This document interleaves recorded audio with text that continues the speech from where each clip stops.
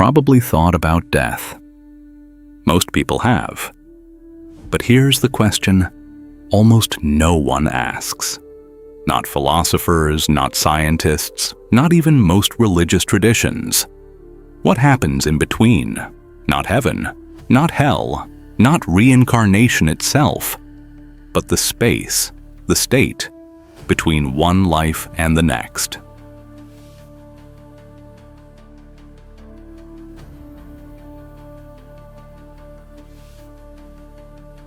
If consciousness survives death, where does it go? What does it experience? And why does it come back? Today, we're going to explore exactly that. Not through faith, through logic, philosophy, and one of the most coherent frameworks ever built around the nature of the soul. Spiritism, as systematized by Allan Kardec in the 19th century. This isn't a religious video, it's an investigation. And by the end, you may never think about life or death the same way again. Let's start with a simple reframe. In most Western cultures, death is the end, the final period at the end of a sentence. Everything you are, your memories, your personality, your fears, your loves, dissolved into nothing. But there's a growing body of evidence, from philosophy, from neuroscience, and from documented cases, that challenges this assumption at its core. Consider this. The brain is extraordinarily complex. But complexity alone doesn't explain consciousness. Scientists still cannot explain why there is subjective experience at all, why it feels like something to be you. This is known in philosophy as the hard problem of consciousness, and it remains unsolved. Now, what if consciousness isn't produced by the brain, but expressed through it, like a radio wave that exists independently of the receiver? If that's true, then death isn't an ending. It's more like changing channels. Spiritism begins exactly here. The body is a temporary instrument. Consciousness, what Spiritism calls the spirit, is the permanent reality. And when the physical body ceases to function, the spirit continues. So, where does the spirit go? According to the Spiritist framework, what we call the spirit world is not a distant realm. It coexists with the physical world, invisible to our biological senses, but no less real. Think of it like this. Radio waves, magnetic fields, and infrared light all occupy the same space as you right now. You can't see them, touch them, or smell them, but they're there. The spirit world in this model operates similarly. When a person dies, the spirit gradually detaches from the physical body. This process isn't always instantaneous. In Kardec's model, and interestingly, in many near-death experience accounts, there's often a period of confusion. The spirit may not immediately realize what has happened. It may hover near familiar places, near loved ones, but eventually it enters a state of deep reflection. A review, not judgment from an external authority, but an internal confrontation with everything it experienced, caused, and chose during its life. This resonates with what researchers like Dr. Raymond Moody and Dr. Bruce Grayson have documented in near-death experiences. A life review. Not punitive, not theatrical, deeply honest. In the spirit world, the spirit exists in a state that reflects its moral and intellectual development. Those who lived with more love, wisdom, and purpose exist in higher vibrational states, more conscious, more free. Those who carried heavier patterns of selfishness or ignorance exist in denser, more turbulent states. It's not reward and punishment, it's resonance. You exist at the level you've developed to. This raises the obvious question: if the spirit world exists, why come back? The answer in Spiritism is elegant because Earth is a school, and you haven't graduated yet. The spirit world allows for reflection and rest, but not for the kind of growth that only friction can produce. Facing a difficult relationship, overcoming a physical limitation, choosing generosity when selfishness would be easier. These are lessons that can only be learned in a physical, material context. So the spirit, guided by more evolved spirits, what Spiritism calls spirit guides, eventually chooses to return. But it doesn't choose randomly. The family it will be born into, the circumstances, the challenges, these are selected with purpose, not as punishment, but as curriculum. This is one of the most striking claims in Spiritist philosophy, and also one of the hardest to verify. But think about it. How else would you explain the profound differences in the conditions people are born into? A child born into love and opportunity, another into poverty and violence. From a purely material standpoint, it's random chance. From a reincarnational standpoint, it's a chosen context for development. Not chosen lightly, not without pain, but chosen nonetheless. And here's what Spiritism adds that few traditions emphasize. We often choose to return with the same souls. The people closest to you, family, deep friendships, even significant enemies, may be spirits you've traveled with across multiple lifetimes. Relationships that carry unfinished lessons, unresolved dynamics, or mutual debts of love and growth.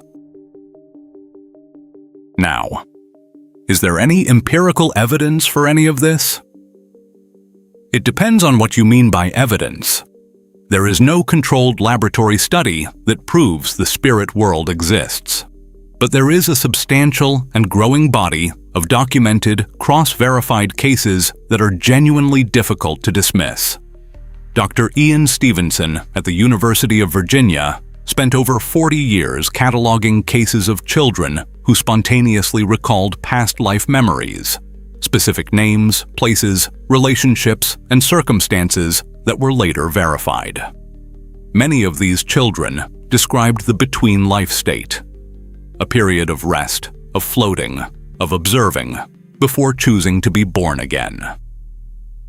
His successor, Dr. Jim Tucker, has continued this research. What stands out is not any single case, but the pattern across thousands of cases. Children who remember dying, who describe a period of non-physical existence, who then describe entering the womb of their new mother. Separately, near-death experience research, with over 20 million documented cases in the United States alone, consistently describes features that align with the Spiritist model: a life review, encounters with familiar spirits, a sense of being in a different dimension, and a feeling of returning to something familiar, rather than entering something new. Dr. Pim van Lommel, a Dutch cardiologist, published a landmark study in The Lancet in 2001. Patients who had cardiac arrest and were clinically dead reported coherent, verifiable experiences, including observations from outside their bodies that should have been neurologically impossible given the state of their brains. None of this proves Spiritism, but all of it opens a door that purely materialist philosophy struggles to explain. Here's something worth sitting with. If reincarnation is real, what comes with us? Not memories, at least not consciously. As we discussed in a previous video, forgetting is a feature, not a flaw. A fresh start requires unburdened attention, but personality persists. Emotional tendencies persist. Intellectual inclinations, moral sensitivities, inexplicable talents, these persist. In Spiritism, this is explained through the concept of the perispirit, a subtle body that acts as a bridge between the spirit and the physical body. It carries the imprints of previous experiences, not as memories, but as character, as inclination, as that feeling of being drawn to certain things for reasons you can't explain.